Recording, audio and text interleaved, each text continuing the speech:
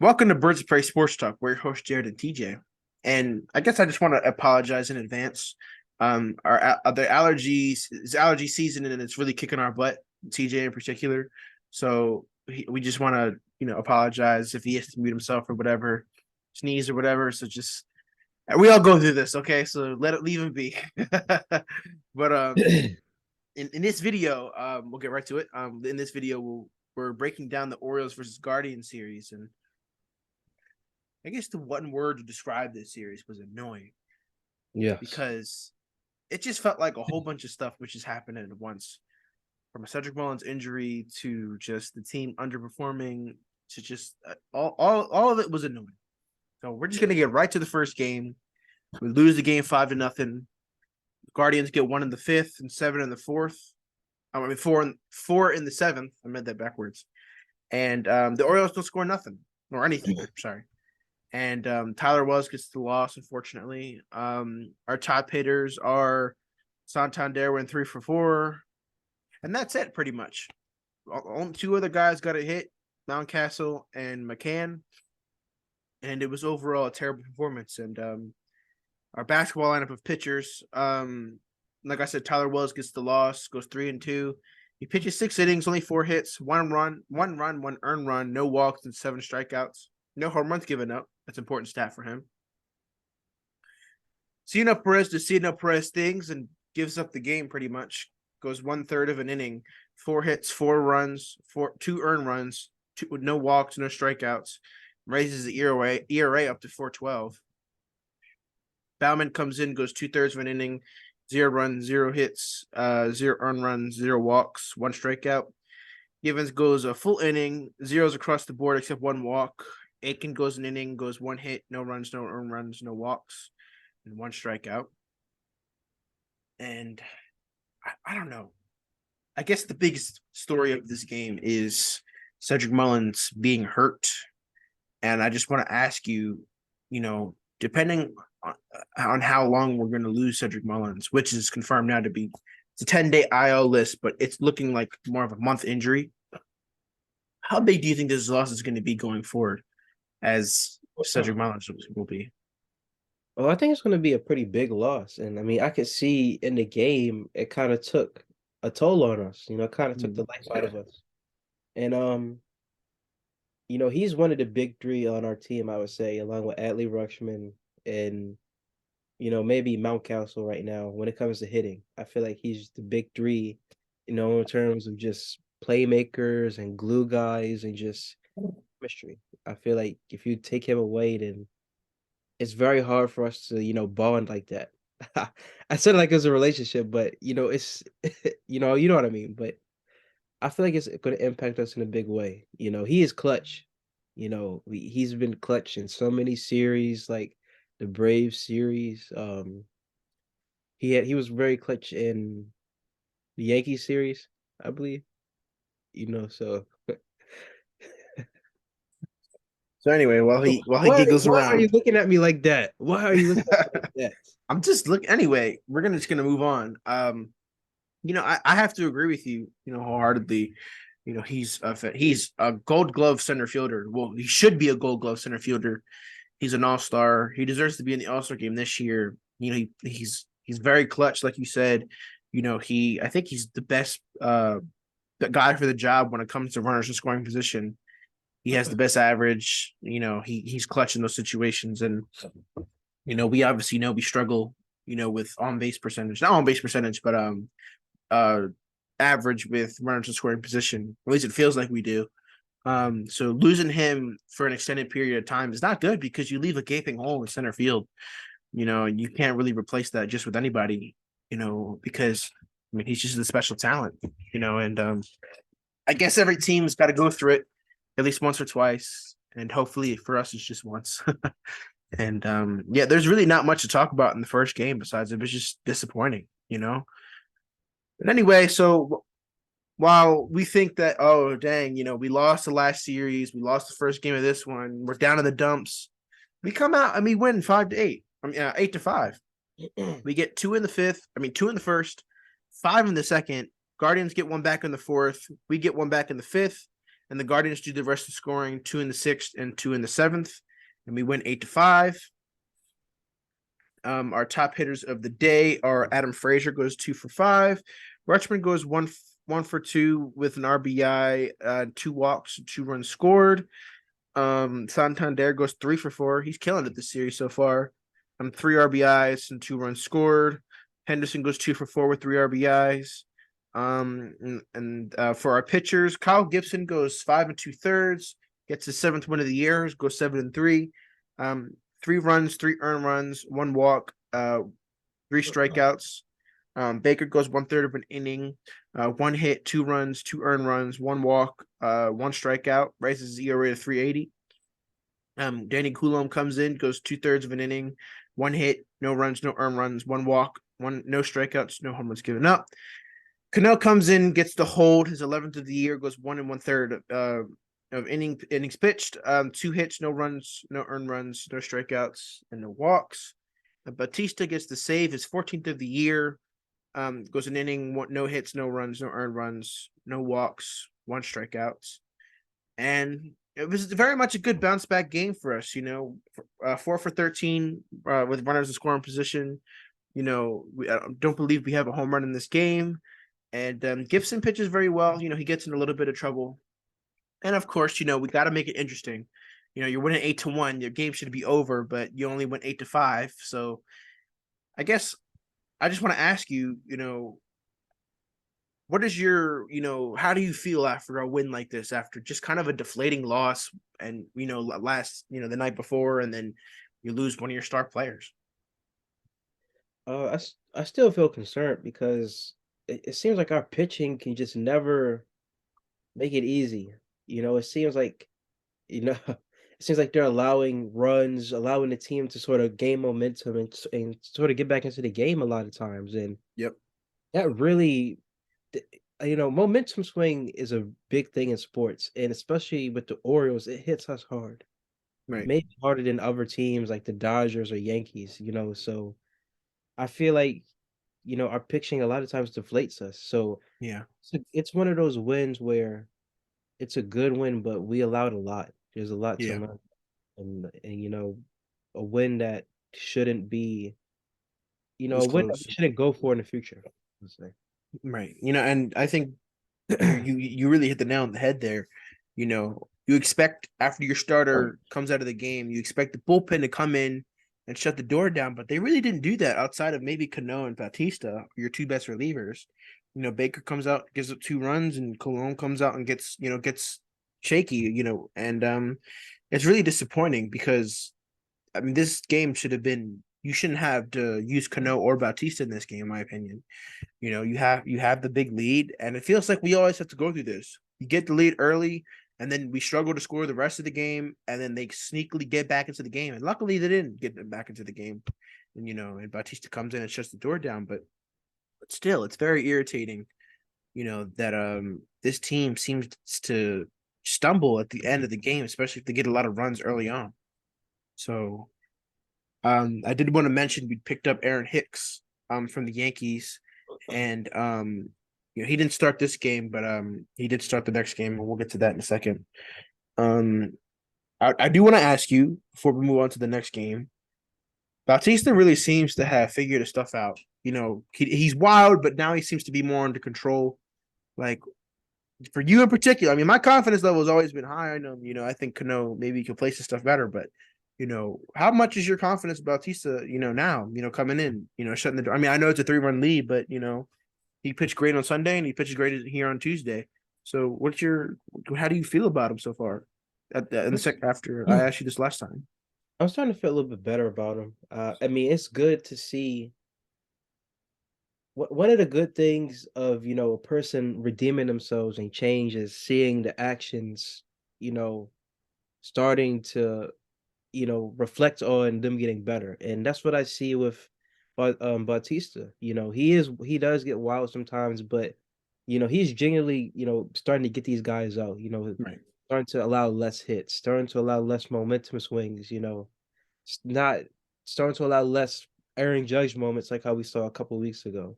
right, So as of now, I still do like Cano better than him, but it's good to see this. Like I was Right. saying, we want to have competitions within the team, but friendly competitions. We want our guys to bring the best out of each other so we can all win in the end of the day. We can all get our ring. And so Right. I'm starting to get a little bit more confidence on Bautista. And I agree. I think that and this closer role is still kind of new for him. I think after Jorge Lopez got traded, you throw him into that role last season midway or past midway, and then he didn't do very well towards the end of the season. And this year he really started off pretty like funky. He had two bad outings in Boston, got the save in one, blew the save in the other. Well, McKenna really blew that save, but he really has gotten his stride together, and I think that he's going to continue to be unhittable going forward with that nasty slider and that intense fastball.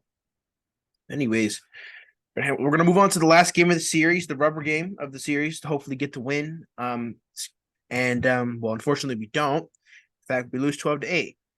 And I'm not going through the start. I'm not going through all the pitchers in this game because you want to talk about the basketball lineup. I'll We read we off have all a the names. basketball lineup and a six man. We should be Exactly. giving out MVP awards, We six have a man. basketball lineup and two men on the bench. I'll tell you that. So let We me have the just go NBA through this. finals on there. Like, so I just want before I get into it, I do want to mention that this game was the repercussions of sending Grayson Rodriguez down. You think a starter is going to start this game? You'd be wrong. We actually went with a bullpen game with a decimated bullpen, and I have thoughts about that after I go through the breakdown of this game. Just buckle in your seat; it's going to be a lot. Cleveland gets one in the first. The Orioles get four in the second. Cleveland gets two in the third. We get one in the third. Cleveland gets three in the fourth. We get two in the bottom of the fourth. Cleveland gets five in the fifth. We get one in the fifth. And the only scoring after that is Cleveland gets one in the seventh, and we lose 12-8. 17 hits given up. And I think 8 runs should win you the game. But when you give it 12, obviously not. Our top hitters, Adley Rutschman goes 4 for 5 with an RBI and a run scored. Santander goes 1 for 5 with two RBIs and a run scored.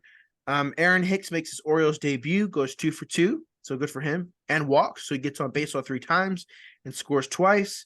Ryan O'Hearn goes 2 for 4 with one walk and one run scored and two RBIs. I'm sorry.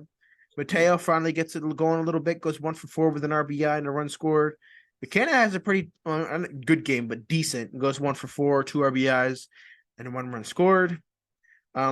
Santander was the only home run of the game off Shane Bieber, who was a possible trade candidate. So something to think about. Again, I'm not going through these totals for the pitchers. I'm just going to read off their names. Keegan Aiken, Austin Voth, Ciano Perez, Michael Givens, Mike Bauman, Brian Baker, and Danny Coulomb all pitched in this game.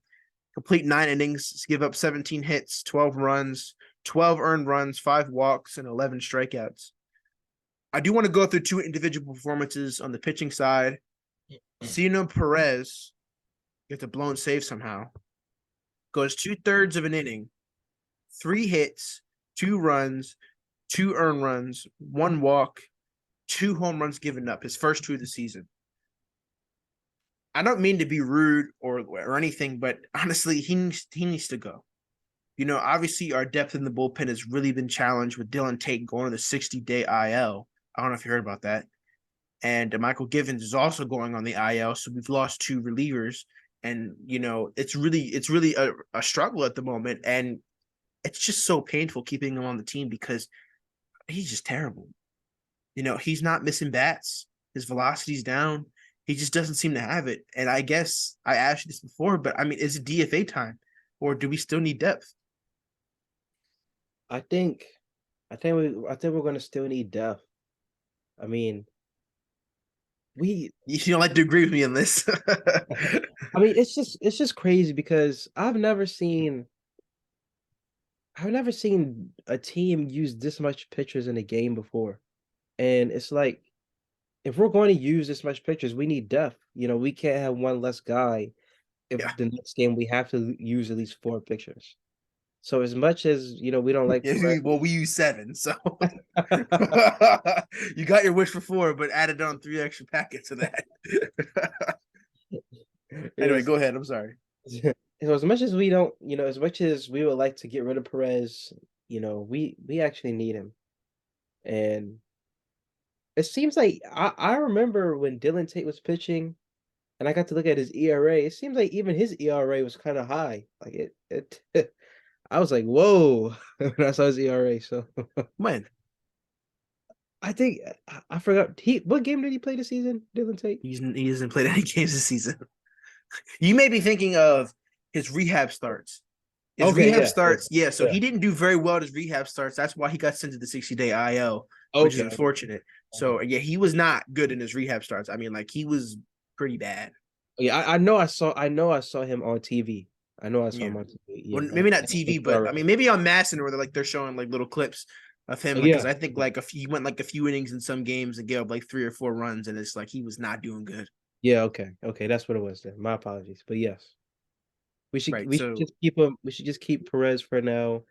You know, and hopefully when during the All-Star break, we can acquire some acquisitions. I guess it's just funny because I guess I'll go on a little bit of a tangent that I am a big Ciudad Perez believer, or at least I was, and now I'm not. So I guess I me and you went back and forth on this before, but I definitely do feel that his tenure is just being extended just because of depth, not because of skill. And I think that there's a player, a pitcher in the minors right now. His name is Nick Vespi. He's doing very, very well in AAA right now, and I think that if we were to get rid of Perez, it's time, to bring up Vespi and see what he can do. He didn't do great here last year, but he was a rookie, and you know how hard it is being a rookie pitcher. But Yeah. I don't know. I just seeing Perez is really getting on my nerves, to say the least. And like, 4.87 ERA in the bullpen, just not going to do it. It's not going to do it. And he looked awful out there. He doesn't, like I said, he's not missing bats and velocity's down. And I don't know if he's hurt or whatever, but like he's just doing terrible. Yeah. And I wish the best for him. He was like one of my favorite bullpen relievers last year. It's just so sad to see this decline in his game. Maybe the stats prove that he was better than he actually. He was worse than he actually was, even just last season. So people expected a decline.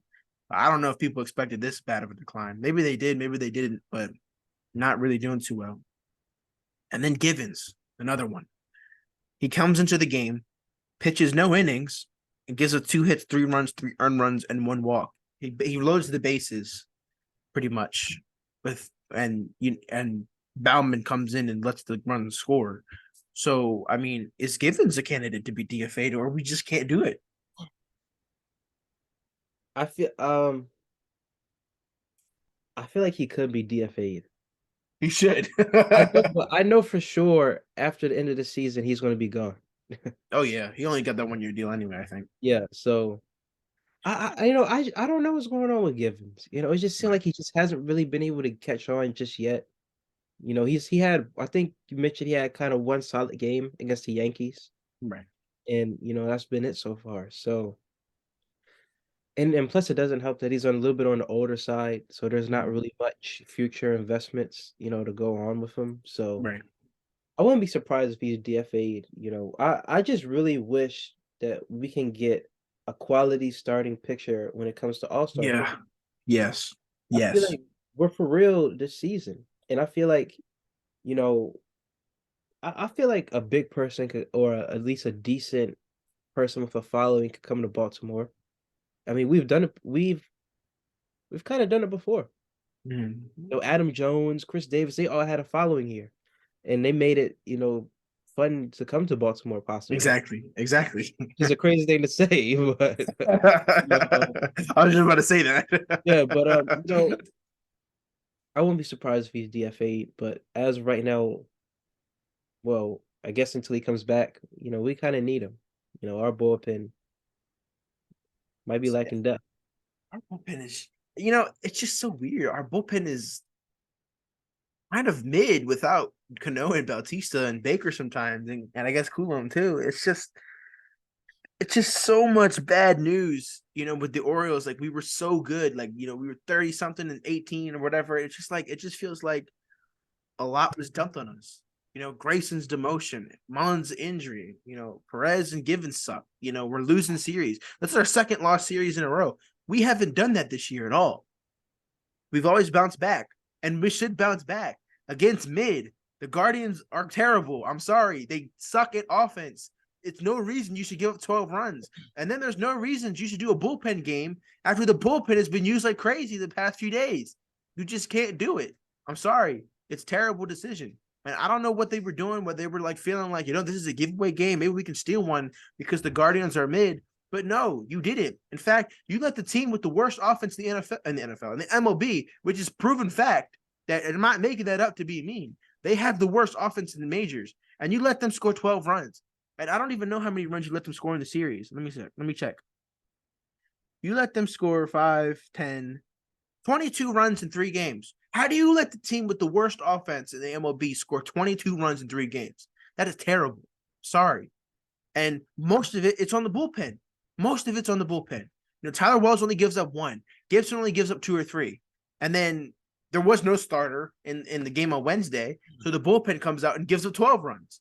So I believe that all the runs they've given up, like 20 or something, or 18, 19, 20, are all in the bullpen. You can't have that. You just cannot. We play so many good teams heading up. We play, Toronto. We played the Rays going to Tampa, Minnesota, the Yankees, Minnesota again, the Dodgers, all these teams down the stretch. You just can't have your bullpen give up 20-something runs in 3 games. And imagine 4 games. If that was a 4-game series, they probably score up to 30. So it's just ridiculous. And I'm sorry, I agree with a lot of stuff Elias does and Brandon Hyde or whatever, but Mike Elias, what were you doing in this game? Like, was this truly a throwaway game? Like, really? The lineup was terrible, which that's not really in your control because, the injuries and stuff. But the bullpen is under your control. You can call guys up. Why wasn't there a starter called up at all in this game? Like Bruce Zimmerman, just whoever. People were saying Drew Rom. He may not be ready for it yet, but you could have thrown somebody else out there. You could have just said, F it, throw Bauman out there for the game instead of having Keegan Aiken and then Austin Voth, the 2 dummies in the bullpen, and have them start the game. So it's like you can't have that happen. I'm sorry. Especially against a team like this. You have to take advantage of teams that are average, below average, and bad. You have to. Like the Guardians have talent on their team. They have an amazing pitching staff. But when you score 8 runs on Shane Bieber, you need to win that game. You have to win that game. He's one of the best pitchers. He won the Cy Young in 2020. I get that was a 60, game year, but he still was amazing in those 60 games. Or however many games he pitched, probably like 9 or 10. So it's like you score 8 runs on one of the best pitchers in the American League and baseball in general, and you still lose by 4 because you give up 12. This should have not been a game we lost. This should have been a game we won.